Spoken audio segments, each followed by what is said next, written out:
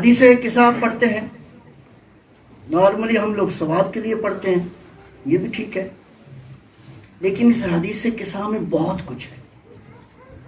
میں صرف ایک اینگل عرض کرنے لگا ہوں ابھی، شاید ہم غور بھی نہیں کرتے اس اینگل پر۔ اگر کسی نے فیملی ویلیوز سیکھنی ہو تو حدیث قصہ دو تین باتیں اس میں قابل توجہ ہیں۔ اس حدیث قصہ کے اندر ایک تو یہ ہے کہ نبی اکرم صلوات اللہ سلام اللہ علیہ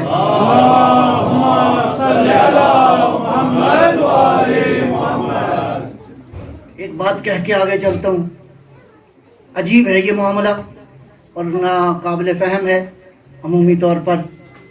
اس سے پہلے جب بھی کوئی آیت نازل ہونا ہوتی تھی، کوئی سورہ مبارکہ نازل ہوتا تھا، تو پیغمبر جہاں ہوتے تھے وہیں پہ وہ سورت نازل ہو جاتی تھی، یا کوئی آیت ہوتی تھی تو وہیں پہ نازل ہو جاتی تھی۔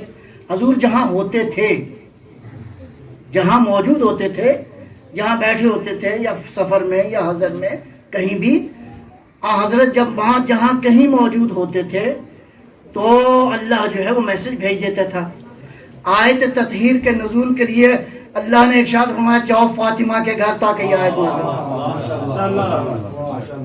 تو پیغمبر اکرم تشریف لائے، بہرحال چادر دی گئی۔ اس کے بعد جو واقعہ ہے فیملی ویلیوز کے حوالے سے دو تین پوائنٹ بس فی الحال عرض کروں گا۔ سب سے پہلے کون آیا گھر میں؟ امام حسن مجتبیٰ صلوات اللہ سلام علیہ۔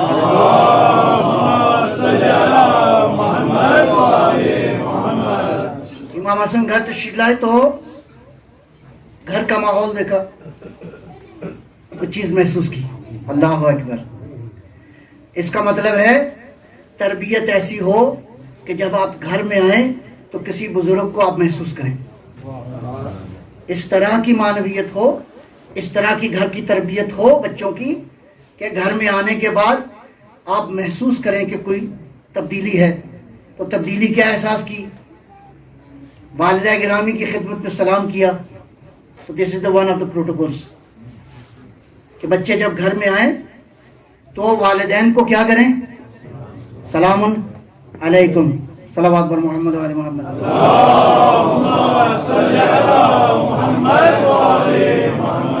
کس کی سیرت ہے؟ امام حسن مجتبیٰ کی سیرت طیبہ۔ اس کے بعد کیا عرض کیا؟ مادر گرامی انی اشم اندک رائحۃ طیبہ۔ وہاں کیا بات ہو رہی ہے؟ شجرہ طیبہ۔ یہاں کیا ہے؟ رائحہ طیبہ۔ اس رائحہ طیبہ کا تعلق ہے شجرہ طیبہ کے ساتھ۔ یہ جو خوشبو محسوس کی ہے، یہ خوشبو کس نے محسوس کی ہے؟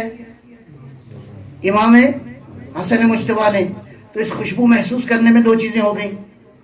ایک یہ ہے کہ یہ خوشبو امام حسن نے کیا محسوس کی؟ یہ اشم عندک رائحۃ طیبہ، یہ نبوت کی خوشبو ہے جو حسن مجتبیٰ، یہ عام خوشبو نہیں ہے۔ اس کے لیے یہ شام مانی چاہیے، اس کے لیے نبوت کی معرفت چاہیے تاکہ یہ خوشبو۔ اس کے بعد یہ بیٹا کیا؟ بہرحال گفتگو میں آپ سنتے ہیں کہ جواب سلام کا کیا ملا۔ پیغمبر کی بارگاہ میں گئے، سلام کیا تو یہ لفظ ملتے ہیں، یا قرۃ عینی یا ثمرۃ فؤادی، اے میری آنکھوں کی ٹھنڈک، اے میرے دل کا سکون۔ اس کا مطلب یہ ہے کہ بچوں کی تربیت کیسے کرو؟ صلوات بر محمد و آل محمد۔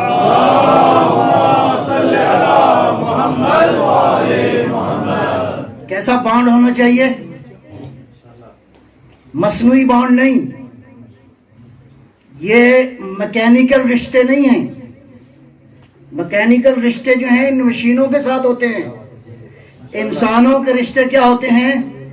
جہاں انسان ایک دوسرے کے احساسات کو درک کریں، ایک دوسرے کے وجود کو درک کریں، ایک دوسرے کی معرفت رکھتے ہوں۔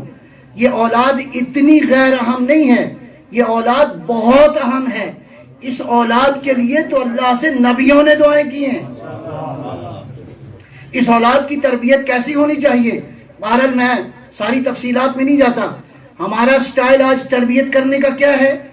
عمومی طور پر ہمارے اپنے علاقوں کے اندر جو تربیت کا انداز ہے اس میں آمریت زیادہ ہے، حکم زیادہ ہے. خبردار یہ نہیں کرو، خبردار وہ کرو، خبردار یہ نہیں کرو.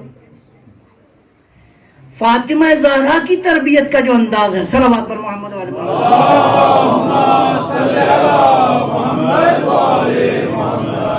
وہ انداز کیا ہے؟